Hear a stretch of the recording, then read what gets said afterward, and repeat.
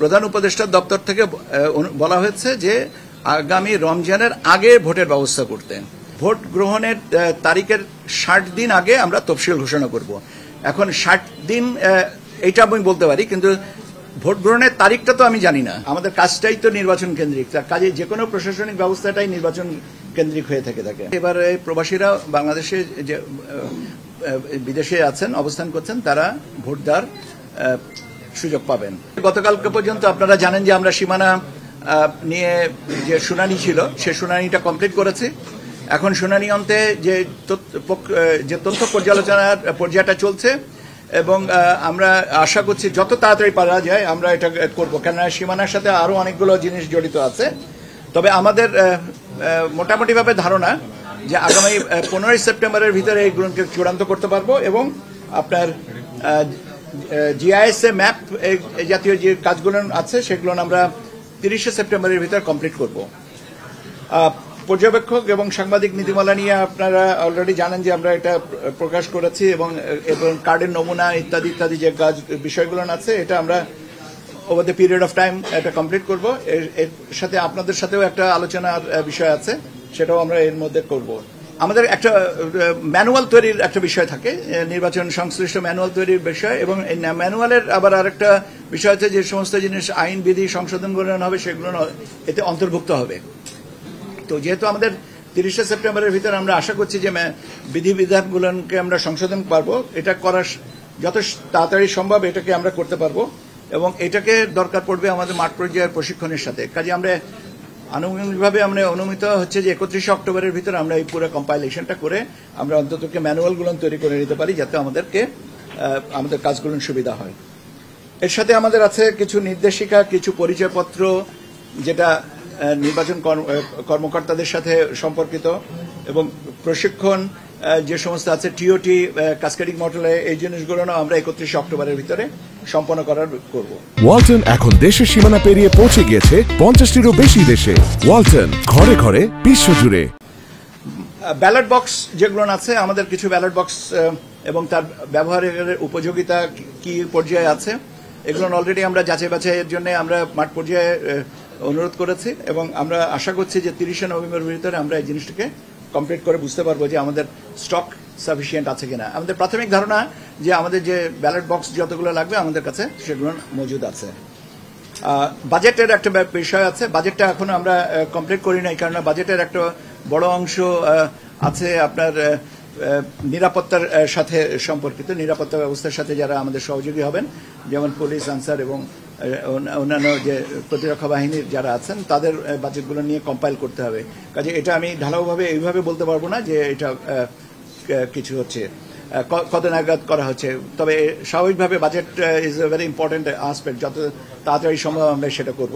এখানে আমাদের একটা টাইম লাইন আছে, কিন্তু সেটা থেকে বড় কথা হচ্ছে যে এই টাইম লাইনের আগেই কাজগুলো গোছানোর চেষ্টাটা আমাদের আছে। ভোট কেন্দ্র স্থাপন সংক্রান্ত যে বিষয়গুলো আছে, আমরা ভোট কেন্দ্রের যে মোটামুটিভাবে আমাদের প্রাথমিকভাবে নীতিমালায় বলা ছিল যে প্রতি বুথে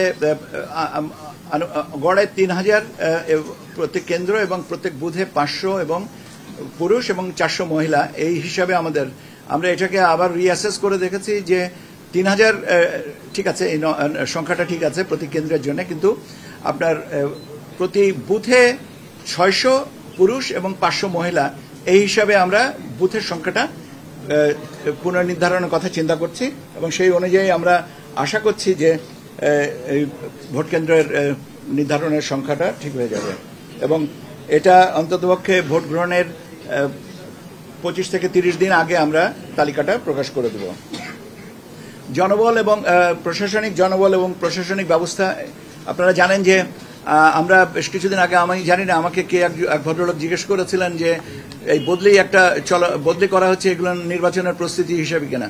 আমি বলেছিলাম যে সবটাই আমাদের নির্বাচনী প্রস্তুতির অংশ, কেন বদলি একটা চলমান প্রক্রিয়া, এটাকে নির্দিষ্টভাবে নির্বাচন কেন্দ্রিক না এটা বলার সুযোগ নেই। আমাদের কাজটাই তো নির্বাচন কেন্দ্রিক, তার কাজে যে কোনো প্রশাসনিক ব্যবস্থাটাই নির্বাচন কেন্দ্রিক হয়ে থাকে। আইন শৃঙ্খলা বিষয়ক কার্যক্রম, এই জিনিসগুলো আমরা নির্বাচনের তফসিল ঘোষণার 15 দিন আগে থেকেই কমপ্লিট করার চেষ্টা করব এবং নির্বাচনের 2 সপ্তাহ পূর্বে আমরা কেন্দ্রীয় আইন শৃঙ্খলা সংক্রান্ত যে বৈঠকগুলো কমপ্লিট করব। বলে আমাদের এটা।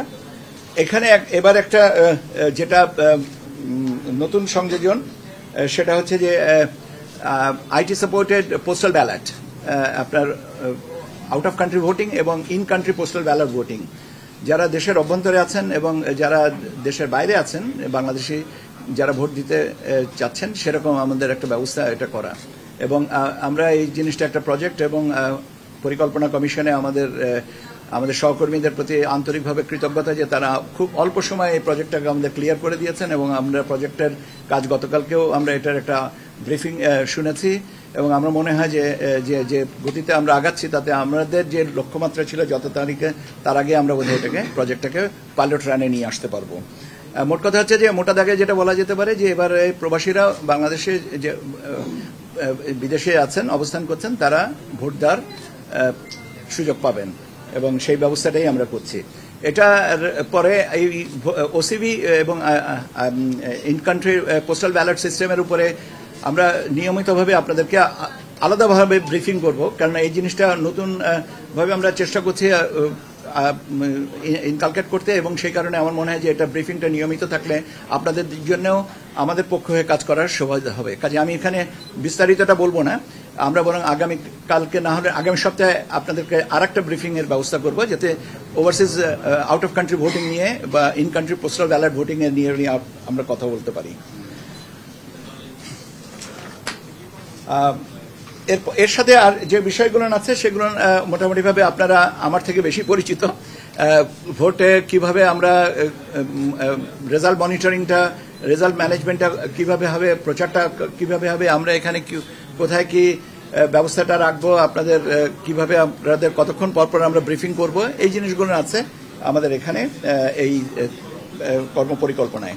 কাজে এটা আমার মনে হয় না যে এটা নতুন কোনো কিছু না, এটা আমরা মোটামুটিভাবে এইভাবে আমরা জিনিসগুলোকে এগিয়ে নিয়ে যেতে চাইব এবং চেষ্টা করব।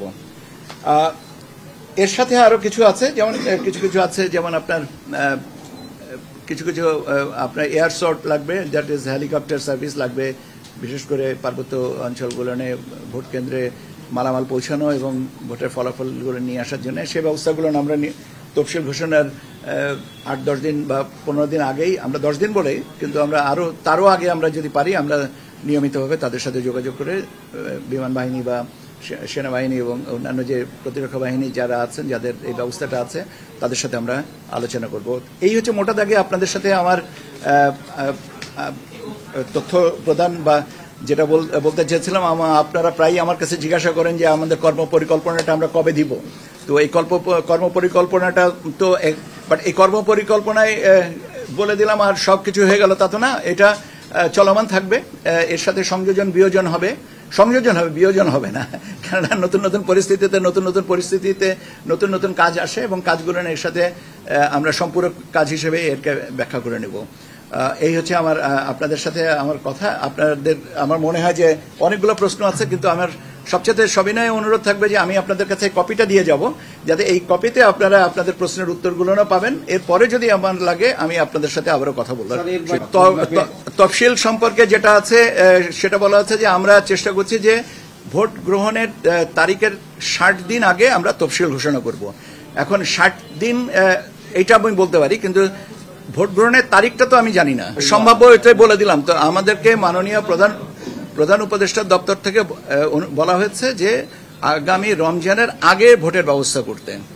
এখন আগামী রমজান আমার যদি ভুল না হয়ে থাকে তাহলে 17 বা 18 ফেব্রুয়ারি বা 19 তারিখে এরকম দিকে হবে। কাজে আপনি ওইভাবে হিসাব করে নিতে পারেন। আমাদেরও হিসাবটা 17 কি 18, আবার রমজানের সাথে তো চাঁদ দেখার ব্যাপার আছে। কাজে এই মুহূর্তে তো কত তারিখে চাঁদ দেখবো এটা তো বলতে পারছি না।